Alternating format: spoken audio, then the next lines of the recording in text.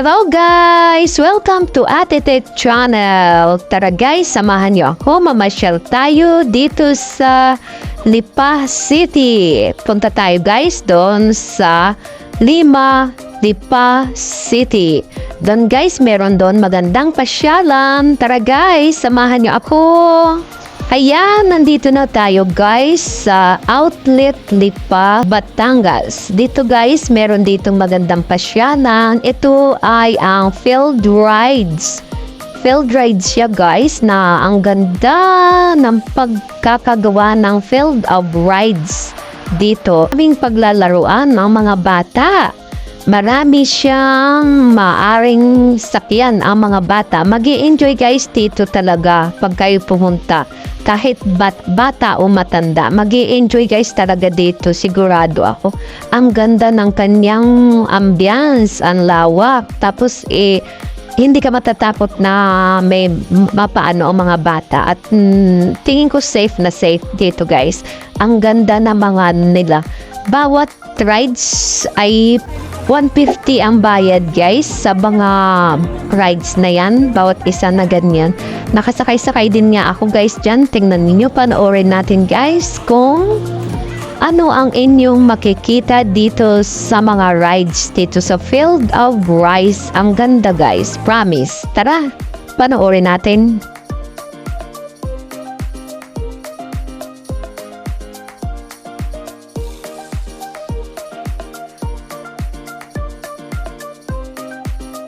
Ayan, pwede rin dito yung mga medyo may edad na ganyan. Yan ay anak ko guys na pwede din mag-basketball sila guys ng ganyan. Kaso hindi makashoot. Pero alam mo ba guys kung magkano ang bayad dyan? 150 ang isa. Balita, para 3 bola yan guys na 150. Ay dalawa sila naglaro. Di bali 300 yan guys sila. Pero hindi naman nakashoot. Eh di yun lang. Enjoy lang.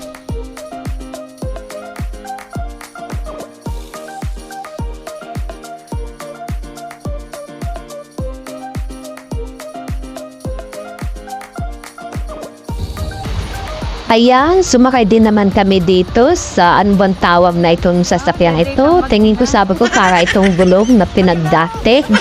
Ayan, sumakay kami ng aking anak. Diyos ko po guys, sa una parang hindi umandar. Sabi ko nabibigatan yata sa akin kaya hindi siya umandar-andar.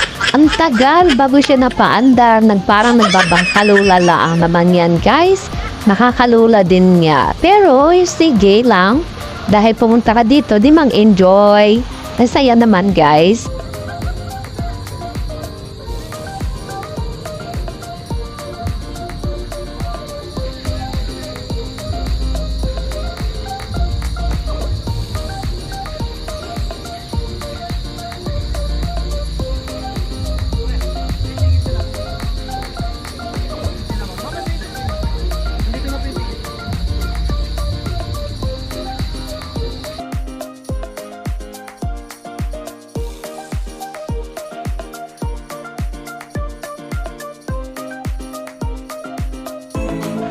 Ay tuwan-tuwa ako din sa kulay na are ng sasakyang are. Oh, siguro kung ako'y kasyala, ang din ako magmamaneho din ng garne kahit ako hindi marunong.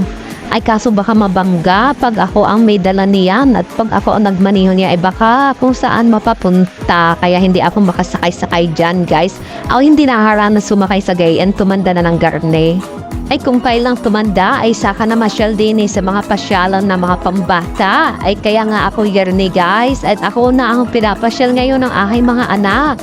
At hindi mo sila mga bata pa, hindi ko na ipapasyal ng mga garning pasyalan. Ay masyadong mahal naman pag garning pasyalan eh. Kaya ngayon, sa panahon ngayon, ako ang ipapasyal nila sa mga garne para ako makarating naman daw at meron akong mai-content sa aking pagbablog. Kaya ayan guys, kagaganda din eh. Ako yung enjoy din kahit ako may edad na nakapasyal din eh. Tuwan-tuwa din naman ako. Ang gaganda. Ang ganda pati ng mga kulay ng mga sasakyan talaga.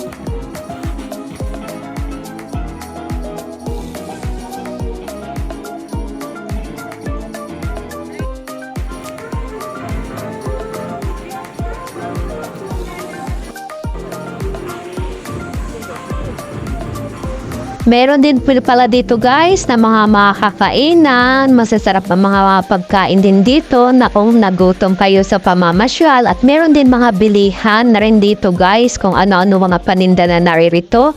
At meron din nakanta na din yan sa tabi ng mga kainan guys. Tingnan nyo ang ganda. Thank you for watching. Bye-bye!